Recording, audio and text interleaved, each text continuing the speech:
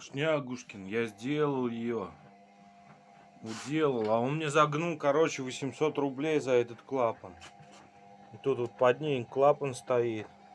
Вот, и у меня вот этот клапан, короче, вылетал, и оттуда вода хуярила. Вот, я, короче, его, блядь, запаял так, нахуй, что он охуеет, а тут теперь вылезать ничего не течет. И все, заебись. Теперь знаешь, какая проблема? Котел, значит, вот стоит, да? 55 градусов. Я насос отключил, а он, сука, не тухнет. Работает все равно постоянно. Вот что делать-то, что делать-то.